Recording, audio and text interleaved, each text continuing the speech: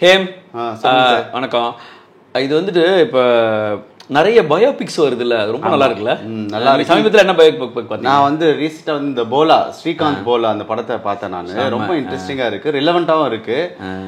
அந்த படத்தை பற்றி பேசலாம். நம்ம படம் இல்லை, அந்த ஸ்ரீகாந்த் போலாவுடைய பற்றி பேசலாம். அவர் பண்ற இண்டஸ்ட்ரி கூட ரொம்ப இன்ட்ரெஸ்டிங்கான பிசினஸ், அதை பற்றி பேசலாம்னு நினைக்கிறேன் நான். கண்டிப்பாக. அதாவது நான் ரொம்ப அந்த ஒரு ஸ்ரீகாந்த் போலாவை பற்றி பேசணும் அப்படின்னு வரும்போது, ஒரு கண்ணு தெரியாத ஒரு மனிதர் வந்து பூமியோட கண்ணை திறக்கிறாரு.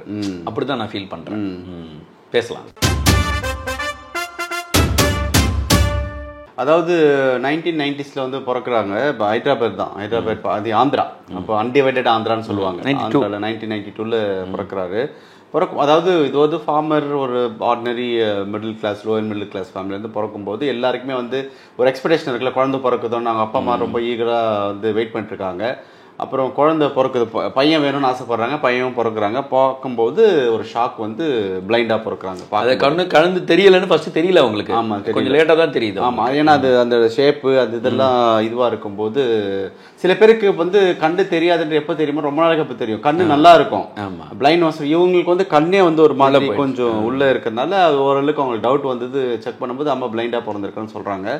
அப்போ அவங்க அப்பா வந்து ஒரு இம்பார்ட்டன்ட் டெசிஷன் எடுக்கிறான். நம்ம எல்லாம் ஊர் மக்கள்லாம் சொல்லுவாங்களே, ஐயோ கண்ணு தெரியாமல் இருக்குது, ரொம்ப கஷ்டம் வாழ்க்கையில் வாழறதே, இது ஒரு பூமிக்கு பாரமாயிடும் அப்படின்னு சொல்லி இது பண்ணுறாங்க. நீங்கள் முடிஞ்சால் புதைச்சிருங்க அப்படின்னு சொல்லி ஒரு இதுவும் கொடுக்குறாங்க. அவங்க அப்பா அதுக்கும் யோசிக்கிறாராம். அது பண்ணாரல் என்று நம்மளுக்கு தெரியாது, படத்தில் வந்து யோசிக்கிற மாதிரி காட்டுறாங்க. பட் அவங்க ரியல் டைம்ல அப்படி ஒரு சம்பவம் வந்து மனசு கஷ்டமான ஒரு பார்வை வந்திருக்கு. அவ்வளவுதான். அந்த மாதிரி அப்படி பார்க்கும்போது அவர் வந்து இன்னைக்கு வந்து கிட்டத்தட்ட ஒரு 150 கோடி ரூபாய் 150 கோடி டர்ன் ஓவர் பண்ற ஒரு போலா இண்டஸ்ட்ரீஸ்னு ஒரு இண்டஸ்ட்ரியை பண்றாரு. இல்ல, முக்கியமான ஒரு விஷயம் நான் பார்க்க வேண்டியது என்னன்னா, இது வந்து பேரண்ட்ஸ்க்கு வந்து குழந்தை வந்து ஒரு சின்ன ஒரு குறையோட பிறக்கும் போது நம்ம வந்து பேரண்ட்ஸ் வந்து இப்போ வந்து ரொம்ப டார்ச்சர் பண்றாங்க. ஏன்னா சோஷியல் ப்ரெஷர் அதிகம் ஆயிடுச்சு. பட் கண்ணு தெரியாம பிறந்த ஒரு பையன் இன்னைக்கு வந்து உலகத்தையே வந்து பேச வச்சிருக்காருன்னா அது ஒரு பெரிய விஷயம் தான். அதுக்கு வந்து என்னன்னா, ஃபர்ஸ்ட் அவர் ஸ்கூல் ஜாயின் பண்றாரு. எல்லாரும் மாதிரி ஸ்கூல்ல போறாங்க. அப்புறம் ஸ்கூல்ல வந்து ஃபர்ஸ்ட் வந்து ரெஃப்யூஸ் பண்றாங்க. சில ஸ்கூல்லாம் வேண்டாம், இது பண்ண முடியாதுன்னு சொல்றாங்க. அதுக்கப்புறம் ஒரு ஸ்கூல்ல வந்து சயின்ஸ் டிபார்ட்மெண்ட் எடுக்க முடியாது, ஒரு லெவலுக்கு மேல வந்து அவங்க டீச்சர் ஒருத்தர் வந்து ஹெல்ப் பண்றாங்க. கேஸ் போட்டு ஜட்ஜ் வந்து அதாவது கேஸ் போட்டு காமர்ஸ் தான் படிப்பாங்க அந்த பசங்கள்லாம். ஆமா, லேப் அவைலபிலிட்டி எல்லாம் கிடையாது. எக்ஸாக்ட்லி. அப்படி இருக்கும்போது அவர் வந்து ஃபைட் பண்ணி, அப்பவே அந்த ஃபைட்டிங் ஆட்டிடியூட் வருது. ஃபைட் பண்ணி இல்ல நான் இதுதான் படிப்பேன்னு சொல்லிட்டு படிக்கிறாரு. படிச்சோன்னே எல்லாருக்கும் இருக்கிற ட்ரீம் மாதிரி ஒரு ட்ரீம் வருது. ஐஐடியில் படிக்க ஆசைப்படுறாரு. ஆக்சுவலாக நான் இந்த இடத்துல அந்த ஸ்ரீகாந்த் போலாவை பற்றி சொல்லும்போது ரொம்ப ஆச்சரியமான விஷயம், படத்தில் பார்க்குறோம், அவரோட கதையை நிறைய டாக்ஸ்லாம் கேட்டாலும் ரொம்ப ஆச்சரியமாக எனக்கு ஒரு விஷயம் தோணுது. டெஸ்டினேஷன் இன்னைக்கு பார்க்குறோம், ஆனால் அந்த பையன் கடந்து வந்த பாதை ரொம்ப ரொம்ப ஹார்டாக இருக்கும். ஏன்னா ஒவ்வொரு நாளுமே நீங்கள் நல்லா ஒரு அட்வர்டைஸ்மெண்ட் கூட வரும், கண்ணை மூடிட்டு எவ்வளோ நேரம் நடக்க முடியும் அப்படின்ட்டு. அந்த மாதிரி ஒரு பார்வை குறைபாடு, பார்வை சவால் நிறைந்த ஒரு மனிதர் வந்து முழுக்க முழுக்க கல்வியிலையும் மறுக்கப்படுற மாதிரி ஒரு நிலைமை. எப்படி அப்படின்னா, இப்போ பொதுவாக என்ன நடக்கும்னா, சரி கண்ணு தெரியல பையன் ஸ்கூலுக்கு போட்டு நல்லபடியாக படிக்கட்டும், ஏதோ ஒரு படிப்பு இருக்கட்டும் நினச்சிருவாங்க. இல்லை பிரெய்லியில் வந்து பிகாம் இருக்கணும்னு. ஆக்சுவலாக பிரெய்லியில் என்ன நடந்திருக்குன்னா, பிகாம் படிக்கிறதுனா காமர்ஸ் பாடங்கள்லாம் பிரெய்லி இருக்குங்க, ஆனால் சயின்ஸ் பாடங்கள் இன்ஜினியரிங்லாம் கிடையாது நம்ம நாட்டிலேயே. அது ஒரு பெரிய ஷாக்கிங்கான விஷயம். அதையே உருவாக்கி இந்த பையன் படிச்சிருக்காரு. அதுவே நம்ம வந்து ரெவல்யூஷனாக பார்க்கணும் நீங்கள் சொன்ன மாதிரி. அதுக்கப்புறம் ஐஐடி பண்ணும்போது ஐஐடிக்காக எக்ஸாம் எழுதிட்டு வெயிட் பண்ணுறாப்புல, ஐஐடியிலேருந்து வருது சாரி, நாங்கள் வந்து எங்களால் we regret to inform you that உங்களுடைய பார்வை குறைபாடு காரணமாக இதை வந்து எங்களால் இந்த சீட்டு தர முடியாது, பிகாஸ் இதில் அந்த படிப்பதற்கான வாய்ப்பு இல்லை அப்படின்னு சொல்லியிருக்காங்க. ஆனால் இந்த பையனுக்கு விடலை. அதுதான் பெரிய விஷயம். இவன் he applied for world universities எல்லாத்துலேயுமே அப்ளை பண்ணுறாப்புல. மிக அற்புதமாக நல்ல ஒரு வாய்ப்பாக எம்ஐடி யூஎஸ்லேருந்து கிடச்சிருது, மாசச்சூசெட்ஸ் இதுலேருந்து கிடச்சிருது. அது கிடைச்சதுமே என்ன ஆச்சரியமான விஷயம்னா, கம்ப்ளீட்லி ஃப்ரீ ஸ்காலர்ஷிப். ஆமாம், அது இவர்தான் first international visually impaired student இன் எம்ஐடி. கரெக்ட். அதாவது அப்படின்னா வந்து அவங்க லோக்கல் ஸ்டூடெண்ட் இருக்க வாய்ப்பு இருக்கு, பட் இன்டர்நேஷனலா வெளிநாட்டுல இருந்து வந்து படிச்ச முதல் மாணவன். அதுலயுமே சூப்பரா ஸ்கோர் பண்றாரு. ஆனா அப்பையில இருந்து அவருக்கு என்ன தோணுது அப்படின்னா, அங்கேயே வந்து அவருக்கு ஜாபு கிடைக்குது.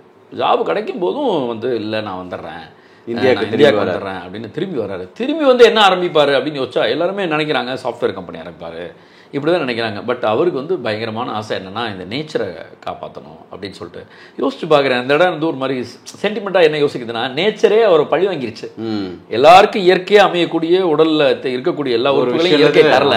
ஆனால் எந்த இயற்கை அவரை பழி வாங்கிச்சோ அந்த இயற்கைக்கு நல்லது பண்ணணும்னு நினச்ச ஒரு மனசு இருக்கு பாருங்க. ஆமாம், அதான் கடவுள். போலாண்ட் இண்டஸ்ட்ரியில் வந்து ரொம்ப இன்ட்ரெஸ்டிங்கான ஒரு விஷயம் என்னென்னா, ஜீரோ வேஸ்ட் கம்பெனி அது. அதாவது எந்த பிஸ்னஸ் பண்ணாலும் எந்த கம்பெனி நீங்கள் பண்ணாலும் வேஸ்டேஜ் இருக்கும். அது கெமிக்கல் கம்பெனியாக இருக்கலாம், இல்லை மேனுஃபேக்சரிங் கம்பெனியாக இருக்கலாம், இல்லை வந்து எஃப்எம்சிஜி கம்பெனியாக இருக்கும்போது ஒரு ப்ராடக்ட் பண்ணும்போது கண்டிப்பாக வேஸ்டேஜ் இருக்கும். அந்த வேஸ்டேஜ்னால் நிறைய இஷ்யூஸ்லாம் வருது. அது வந்து என்விரான்மெண்ட்டை வந்து ஸ்பாயில் பண்ணி கார்பன் ஃபுட் பிரிண்ட்டை வந்து அதிகமாக ப்ரொடியூஸ் பண்ணுறதெல்லாம் நம்ம சொல்கிறோம். இவர் என்ன டிசைட் பண்ணுறாருன்னா, இப்போ அவர் 500 பேர் ஒர்க் பண்ணுறாங்க அந்த கம்பெனியில். கிட்டத்தட்ட 36 to 40% வந்து டிஃப்ரெண்ட்லி ஏபிள்டு பீப்புள் தான் வந்து எம்ப்ளாயாக இருக்காங்க. ஒரு 40% கிட்டத்தட்ட 40% மக்கள் வந்து டிஃப்ரெண்ட் ஏபிள்டு பீப்புளில் 150 கோடி கம்பெனி பண்ண முடியுதுன்னா, நான் இதில் என்ன பார்க்குறேன்னா, நம்ம வந்து நிறைய சின்ன சின்ன குறையெல்லாம் சொல்லுவாங்கல்ல, ஒரு எக்ஸ்கியூஸ் சொல்லுவாங்கல்ல, எல்லாம் நல்லாயிருக்கும். ஐயோ நான் இது இருந்தால் அது பண்ணியிருப்பேன், அது இருந்தால் இது பண்ணியிருப்பேன், எனக்கு எது கிடச்சிருந்தா பண்ணியிருப்பேன், இந்த மாதிரி அப்பா அம்மா தான் கிடச்ச பண்ணும்போது ஒரு குறையாக சொல்லுவாங்கல்ல, அவங்களுக்கெல்லாம் இது ஒரு பாடமாகவும் இருக்கும்னு நான் நினைக்கிறேன். நிறைய இன்னொரு முக்கியமான ஒரு நல்ல சம்பவம் ஒரு வாழ்க்கையில் நடந்து சொன்னால் அப்துல் கலாமை வந்து மீட் பண்ணும்போது என்னவாக விரும்புகிறேன்னு அப்துல் கலாம் கேட்கக்கூடிய நிறைய கேள்விகளில் அவர் ஒரு நிறைய அழகாக தாட் ப்ரொவோக்கிங்காக கேட்பார். அப்துல் கலாம் மாணவர்களை பார்த்து, இவர் மாணவர், ஸ்ரீகாந்த் ஒரு மாணவர். அப்போ அப்துல் கலாம் கேட்குறாரு வந்து என்னவாக போகிற அப்படின்னு, நான் ஒரு இந்தியாவின் முதல் பார்வை திறன் குறைபாடு உள்ள ஜனாதிபதி ஆக போறேன் அப்படிங்கிறாரு. உண்மையிலேயே பை காட்ஸ் கிரேஸ் ஆனாலும் நம்ம வாழ்க்கை நபர் சின்ன வயசு தானே, அவர் 67 வயசுல கண்டிப்பா ஆனாலும் உண்மையாவே இந்தியாவுக்கு அது பெருமை தான். ஏன் அப்படின்னா அந்த அளவுக்கு அதான் இன்னொரு ரொம்ப அழகா சொல்றாரு, கண் பார்வை இல்லாம இருக்கிறது தப்பு இல்ல, ஆனா விஷன் இல்லாம இருக்கிறது தப்பு அப்படிங்கிறாரு. அதாவது உங்களுடைய உள்ளத்துல லட்சியம் இல்லாம இருக்கிறது தான் தப்புன்றது அவருடைய வார்த்தைகள். இதெல்லாம் நிறைய பேசுறாரு. ரொம்ப முக்கியமா கண்ணு தெரிஞ்சிருந்தா என்ன பண்ணிருப்பீங்கன்னு ஒரு கேள்வி கேட்கறாங்க. அது சொல்ல கண்ணு தெரிஞ்சுதான் நார்மலா படிச்சு ரொம்ப நார்மலா படிச்சு நான் சும்மா தான் இருப்பேன்னா என்னமோ தெரியல எனக்கு, நான் எனக்கு என்னுடைய உலகம் விரிவடைஞ்சிருக்காது அப்படிங்கிறாரு. இதெல்லாம் ரொம்ப நல்லா தாட் ப்ரோவோக்கிங்கா இருக்கு. ஒரு டிஸ்அட்வான்டேஜே வந்து அவர் எப்படி அட்வான்டேஜா மாத்துறது பார்க்கணும். இந்த போலாண்ட் இண்டஸ்ட்ரீஸ்ல இருக்கு இல்லையா, அதுல வந்து அவர் மென்டர் ரவி மந்தான்னு சொல்லிட்டு ஏஞ்சல் இன்வெஸ்டர், உங்களுக்கு தெரிஞ்சவர், எனக்கு ரொம்ப தெரிஞ்சவர், ஹைதராபாத் தான் அவரு. ஸோ அவர் ஹைதராபாத் ஏஞ்சல்ஸ் இருந்தாரு, அப்புறம் டைல வந்து கமிட்டில இருந்தாரு. ஸோ ரவி மந்தா வந்து என்ன பண்றாருன்னா, அவரோட ஏஞ்சல் இன்வெஸ்ட் பண்றாரு. என்ன பண்றாங்கன்னா, இப்போ வந்து நிறைய வேஸ்டேஜ், முனிசிபல் வேஸ்டேஜ் இருக்கு இல்லையா, அதுல இருந்து கழிவுகள், காகித கழிவுகள், ஆமா வாழை இலை எல்லாத்தையுமே யூஸ் பண்றாங்க. அது பேப்பர் யூஸ் பண்றாங்க, பேக்கிங்க்கு யூஸ் பண்ற மெட்டீரியல்ஸ், பேப்பரு, பிரிண்ட் பேப்பர்ஸ் அதெல்லாம் யூஸ் பண்றாங்க. அதனால என்ன ஆகுதுன்னா, நீங்க வேஸ்டா நினைச்சு தூக்கி போறதெல்லாம் வெல்த்தா மாத்தாரு. அப்துல் கலாம் அப்பப்போ சொல்லுவாரு, you can convert waste into wealth அப்படின்னு சொல்லிட்டு அதுதான் அவரு பண்றாரு. அதுல வந்து தட்டுகள், ஸ்பூன் எல்லாமே பண்றாங்க, எல்லா விதமான பொருட்கள், பேக்கிங் மெட்டீரியல்ஸ் நிறைய பண்றாங்க. எஃப்எம்சிஜி ப்ராடக்ட்ஸ்க்கு பேக்கேஜிங் பண்றது, இந்த மாதிரிலாம் பண்ணி 100%, அதாவது ஜீரோ வேஸ்டேஜ்னு சொல்லுவாங்க. ஆனால் ரியலாக 100% இருக்கான்னா இவங்க கம்பெனியில், ஹைதராபாத்தில் இருக்கிற, ஆந்திராவில் இருக்கிற இந்த கம்பெனியில் வந்து 100% ஜீரோ வேஸ்டேஜ் பாலிசியை ஃபாலோ பண்ணுறாங்க. ஜீரோ வேஸ்டேஜ் கம்பெனின்னு சொல்லலாம். நான் ஃபோர்ப்ஸ் மேகசின் வாங்கிட்டு இருக்கேன். நான் இப்போ வந்து இவரை பற்றி படிக்கும்போது வந்து 3 வருஷம் இருக்கும். மோஸ்ட் ப்ராமிசிங் 30 அண்டர் 30 இவர் வந்தார். எஸ், அது ஒரு பெரிய விஷயம் தான். நீங்கள் பாருங்க, ஒரு 32 வருஷத்துக்கு முன்னாடி வந்து ஐயோ இது பாரமாக இருக்க போகுது இந்த பூமிக்கு நினைக்கிறவங்க, பேரண்ட்ஸ் வந்து ஐயோ நம்ம இந்த குழந்தைய எப்படி வளர்க்க போறோம்னு இருந்தவங்க இன்னைக்கு இருக்கிற மனநிலை என்னன்றதை நம்ம யோசிக்கணும். கண்டிப்பாக தொழில் அப்படின்னு ஆரம்பிக்கும் போது தொழில் பண்ணணும்னு நினைக்கிறாங்க. இப்போ நீங்கள் ஸ்டார்ட் அப்பாக இருக்கட்டும், நல்ல தொழில் பண்ணிட்டு இருக்காங்க. நீங்கள் ரொம்ப அழகாக ஒரு விஷயம் சொன்னீங்க, என்னன்னா வந்து ஏதாவது ஒரு சின்ன விஷயத்துக்கே குறை போட்டுக்கிறவங்க, எனக்கு என்னன்னு தெரியல, இந்த மாதம் சேலரி ஒரு 2 நாள் லேட்டாக கொடுக்க வேண்டியதாக போச்சு, கஸ்டமர் பணம் தரல, இப்படி நிறைய விஷயங்கள் ஒழுங்காக அந்த பிஸ்னஸ் நடக்க மாட்டேங்குது, ஏதோ ஒன்று நினச்சிட்டு இருக்க இந்த பிஸ்னஸ் பீப்புக்கெல்லாம் முக்கியமான தெரிஞ்சுக்க வேண்டிய விஷயம் என்ன அப்படின்னா, இந்த மாதிரி ஸ்ரீகாந்த் போலாவை பற்றி ஒரு தடவை படிச்சு பாருங்க. உலகம் முழுக்க நிறைய பேர் இருக்காங்க இந்த மாதிரி. ஆனால் நம்ம ஊரில், நம்ம தேசத்தில், நம்ம மாநிலத்தில், பக்கத்து மாநிலத்தில் ஒருத்தர் இருக்காரு அப்படின் போது அது நம்ம பெருமைக்குரிய விஷயம். அவர் வந்து நீங்கள் போலாண்ட் இண்டஸ்ட்ரீஸ் ரொம்ப நல்லா கொண்டு போயிருக்காரு, என்விரான்மெண்டல் அவார்டு வாங்கியிருக்காரு. இந்த மாதிரி இயற்கையை சரி பண்ணிக்கிட்டு ஒரு மனிதன் இயற்கைக்கு முரணான ஒரு வாழ்க்கையில் அவர் உள்ளே வந்திருக்காரு.